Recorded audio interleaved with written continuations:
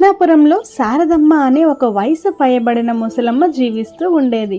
వయసు మీద పడడం వల్ల బయటకు వెళ్ళి పని చేయలేకపోయేది. అందువలన తమ పక్కింటిలో ఉన్న ఆవు వేసే పేడను తీసుకుని వచ్చి దానితో పిడకలు చేసి బజారులో అమ్మి అమ్మగా వచ్చిన డబ్బులతో జీవనం కొనసాగించేది. రోజులు అలా గడుస్తూ ఉండగా తన ఆవు పేడతో డబ్బులు సంపాదిస్తుంది అని శారదమ్మ పైన అక్కస్సుతో వనజమ్మ తన ఆవును ఇంటి లోపల ఉన్న పెరటిలో కట్టివేయసాగింది. మరుసటి రోజు ఉదయం శారదమ్మ ఆవు పేడ కోసం వచ్చినప్పుడు అక్కడ ఆవు కనిపించలేదు. ఏం చేయాలో తెలియక తిరిగి ఇంటికి వెళ్ళిపోయింది. కానీ ఎలాగోలా జీవనం కొనసాగించాలి కదా, అందుకని ఆ ఊరి పెద్ద అయిన సర్పంచ్ దగ్గరకు వెళ్ళి సహాయం అడుగుతుంది. ఏంటి శారదమ్మ ఇలా వచ్చావు?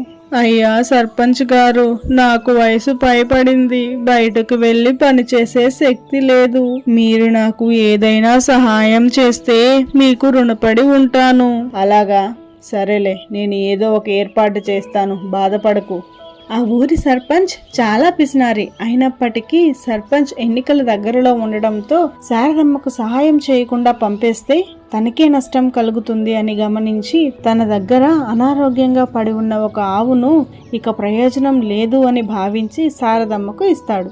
మీకు ధన్యవాదాలు సర్పంచ్ గారు, మీరు చేసిన మేలు ఈ జన్మలో మరచిపోలేను. శారదమ్మ ఆవుని తీసుకుని అక్కడి నుంచి తన ఇంటికి బయలుదేరి వెళ్ళిపోతుంది. ఆ ఆవు పాలు ఇవ్వకపోయినా, ఆరోగ్యం బాగోలేకపోయినా శారదమ్మ ఆ ఆవును చాలా బాగా చూసుకుంటూ ఉండేది. ఆ ఆవు నుంచి వచ్చిన పేడతో పిడకలు చేసి బయట అమ్మి జీవనం కొనసాగించేది. ఇలా కొద్ది రోజులు గడుస్తూ ఉండగా శారదమ్మ ఇంటి వైపుగా ఒక సాధువు వెళుతూ అక్కడ ఆగి, భవతి భిక్షాందేహి, అమ్మ తినడానికి ఏమన్నా ఉంటే పెట్టండి అని అడుగుతాడు.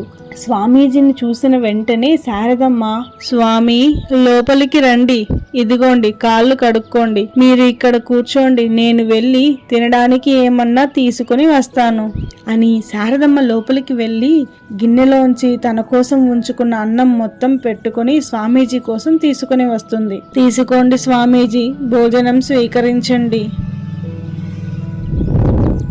నేను ఇప్పుడే వెళ్ళి మీకోసం త్రాగునీరు తీసుకుని వస్తాను. పళ్ళెం చేతిలోకి తీసుకున్న స్వామీజీ తన దీర్ఘ దృష్టితో శారదమ్మ తన కోసం ఉంచుకున్న భోజనం మొత్తాన్ని అతనికై తీసుకుని వచ్చిందని గమనిస్తాడు. నీవు నీకోసం ఉంచుకున్న భోజనం మొత్తం నాకే పెట్టావు. ఇంత మంచి మనసున్న నీకు ఇకపై ఎప్పుడు ఎలాంటి కష్టాలు లేకుండా జీవితం మొత్తం సంతోషంగా గడుపుతావు అని స్వామీజీ శారదమ్మను ఆశీర్వదించి అక్కడి నుంచి వెళ్ళిపోతారు. మరుసటి రోజు ఉదయం శారదమ్మ ఇంటిలో ఉన్న ఆవు బంగారు పేడను వేస్తుంది. అదే సమయంలో శారదమ్మ పక్కింట్లో ఉన్న వనజమ్మ అటుగా వెళ్తూ ఆ బంగారు పేడను చూసి శారదమ్మ చూసేలోపే ఆ పేడను ఎవరికీ తెలియకుండా దొంగతనంగా తీసుకుని వెళ్ళిపోతుంది. అలా వనజమ్మ కొద్ది రోజులు పొద్దున్నే లేసి ఎవరికీ తెలియకుండా బంగారు పేడను దొంగిలిస్తూ ఉండేది. ఇలా కొద్ది రోజులు గడవగా ఒక రోజు భారీ వర్షాలు పడుతూ ఉండడంతో శారదమ్మ ఆవును ఇంటి లోపలికి తీసుకెళ్లి కట్టేస్తుంది. మరుసటి రోజు ఉదయాన్నే శారదమ్మ లేచి చూసినప్పుడు ఆవు బంగారు పేడ వేసి ఉంటుంది. అరే, ఆవు బంగారు పేడ వేయడం ఏంటి? చాలా ఆశ్చర్యంగా ఉందే, ఇలా ఎలా జరిగిందబ్బా అని శారదమ్మ కాసేపు దీర్ఘంగా ఆలోచించి, ఓహో, అయితే మొన్న స్వామీజీ వచ్చి దీవించాడుగా, ఆ దీవెన ఫలితమే ఇలా అయి ఉండొచ్చు. అయితే ఇప్పటి వరకు నాకు ఈ విషయం ఎలా తెలియకుండా పోయింది? ఆ పక్కింటి వనజమ్మే నాకు తెలియకుండా తెల్లవారుజామునే వచ్చి ఈ బంగారు ఆవు పేడను తీసుకుని వెళ్ళిపోతుంది. అందుకేనేమో ఈ మధ్య వనజమ్మ నాతో ప్రేమగా మాట్లాడుతూ ఉంది. మరుసటి రోజు ఉదయం వనజమ్మకు బంగారు ఆవు పేడ దొరకకపోవడంతో ఎలాగైనా సరే శారదమ్మ దగ్గర ఆవు ఉండకూడదు అని భావించి ఆవు యజమాని అయిన సర్పంచ్ దగ్గరకు వెళ్ళి జరిగిందంతా చెప్తుంది. అసలే అత్యాశపరుడైన సర్పంచ్ తన ఆవును తిరిగి తీసుకురావడానికి శారదమ్మ ఇంటికి వస్తాడు. ఏంటి శారదమ్మ, నేను విన్నది నిజమేనా? నా ఆవు బంగారు పేడ వేస్తుందంట, నిజం చెప్పు, లేదంటే నిన్ను ఊరికే వదిలిపెట్టను. అవును సర్పంచ్ గారు, నిజంగానే ఆవు బంగారు పేడను ఇస్తుంది. అది కూడా ఈ మధ్య స్వామీజీ వచ్చి ఆశీర్వదించి వెళ్ళాడు, అప్పటి నుంచి ఇస్తుంది. అవునా? మరి అయితే ఇన్ని రోజులు నా దగ్గర ఎందుకని చెప్పలేదు? ఎందుకని దాచి ఉంచావు? అయ్యో సర్పంచ్ గారు, నాకు కూడా కొద్ది రోజుల ముందు నుంచే తెలిసింది సర్పంచ్ గారు.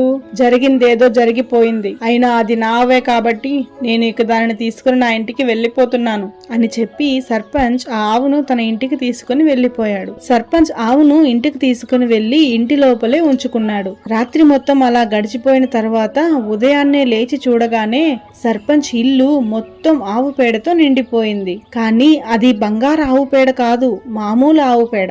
ఆవు పేడ వల్ల వచ్చే దుర్గంధంతో సర్పంచ్ ఇంటిలో ఉండలేకపోయాడు. ఉన్నట్టుండి సర్పంచ్ కు గాలిలో ఒక ధ్వని వినిపించింది. ఓ ఈ సర్పంచ్, నీవు పరాయి సొమ్ము కోసం ఆశిస్తే ఇలానే జరుగుతుంది. నీవు ఇప్పటికిప్పుడే ఆవును తీసుకుని వెళ్లి శారదమ్మ ఇంటిలో వదిలిరా, లేకపోతే నీ జీవితం ఇంతకన్నా దారుణంగా మారిపోతుంది. ఆ మాటలు విన్న సర్పంచ్ వెంటనే ఆవును తీసుకెళ్లి శారదమ్మ ఇంటిలో వదిలేసి శారదమ్మకు క్షమాపణలు చెప్పి అక్కడి నుంచి వచ్చేస్తారు. కథలోని నీతి ఏమిటంటే దురాశ దుఃఖానికి చేటు.